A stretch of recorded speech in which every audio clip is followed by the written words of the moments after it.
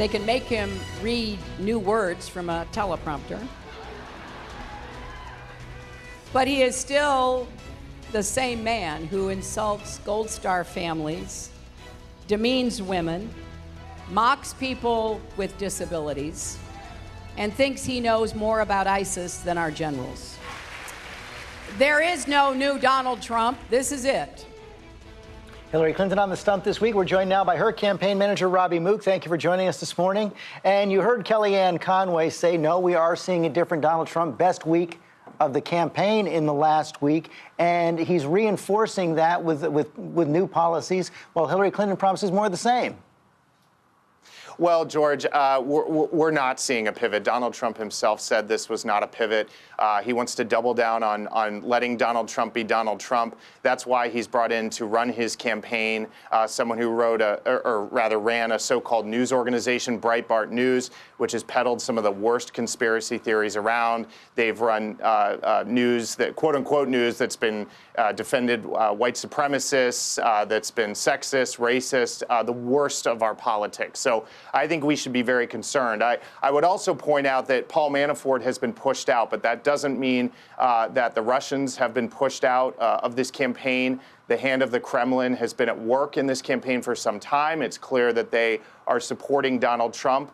But we now need Donald Trump to explain to us the extent to which the hand of the Kremlin is at the core of his own campaign. There's a web of financial interests that have not been disclosed, and there are real questions being raised about whether Donald Trump himself is just a puppet for the Kremlin in this race. You're saying Donald Trump is a puppet for the Kremlin?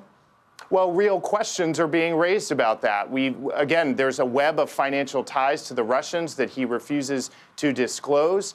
We've seen over the last few weeks him parroting Vladimir Putin in his own remarks. We saw the Republican Party platform change. We saw Donald Trump talk about leaving NATO and leaving our Eastern European allies vulnerable to a Russian attack. The gentleman he brought with him to his security briefing just last week is someone who's on the payroll of the Russia Times, which is basically a propaganda arm of the Kremlin. He was sitting 2 seats away from Vladimir Putin at their 10th anniversary gala. There are a lot of questions here, and we need Donald Trump to disclose all of his financial ties and whether his advisors are having meetings with the Kremlin. A lot of questions this week also about the Clinton Foundation. You announced this week that the foundation would no longer take contributions from foreign governments or corporations if Secretary Clinton wins the White House. And that has raised a lot of questions. People are wondering why now and not when she was Secretary of State. Donald Trump Jr. in a tweet on Thursday said, is it okay to accept foreign and corporate money when Secretary of State,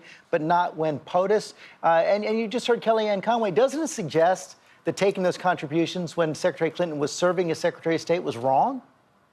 Well, first of all, George, the steps that were taken when Secretary Clinton went to the State Department were unprecedented. It's important to keep in mind, this is a nonprofit philanthropic organization. 90% of the cost of malaria drugs has come down because of the work of the Clinton Foundation. There are over 10 million people around the globe today receiving life-saving HIV and AIDS drug treatments because of the Clinton Foundation. We look at Donald Trump. His bottom line is interconnected to all kinds of financial interests that he refuses to disclose. They actually affect his net worth. So the steps that are being taken, if she should become president, are unprecedented. We're happy that planning is taking place.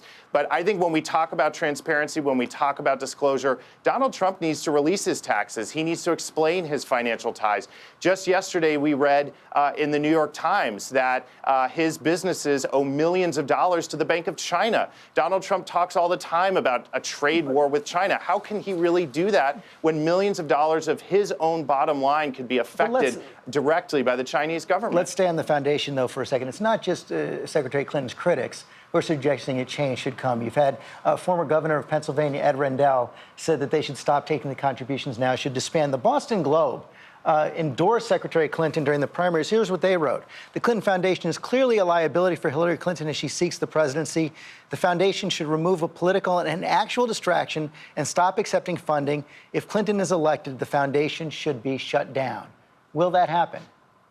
Well, what the foundation has said is that they will continue to operate. Again, George, I want to keep in mind, millions of people around the world depend on life-saving health treatments that the foundation provides. So just pulling the plug on that literally would threaten lives around the globe. So the foundation is in the process of figuring out how to refocus, reshift. As I said earlier, the steps that they've pledged to take as a philanthropic organization are unprecedented. You didn't hear questions about the Bush Foundation when the second Bush president came into office. His family continued to serve on the board there. President Clinton has said he'll step down from the Clinton Foundation board. But hasn't it become a liability? No, look, what the foundation is saying is that they don't want to become a distraction, that they want to go as far as they possibly can to make sure there's no possible conflict of interest. But again, George, I just want to be fair here. Donald Trump is refusing to disclose deep financial ties that potentially reach into the Kremlin, which could influence his foreign policy decisions, but also where countries like China have leverage over him and could potentially distort his decision-making there. None of this is being disclosed. You and I are having this conversation because the foundation has chosen to take unprecedented steps to disclose their donors over the last few years. You also heard Kellyanne Conway there talk about the debate, saying that Donald Trump is not yet ready to say firmly that he's going to do the dates set by the Commission on Presidential Debates. Is your campaign opening to alternate dates? The dates are the dates, the debates are the debates. These rules and these dates were set a long time ago.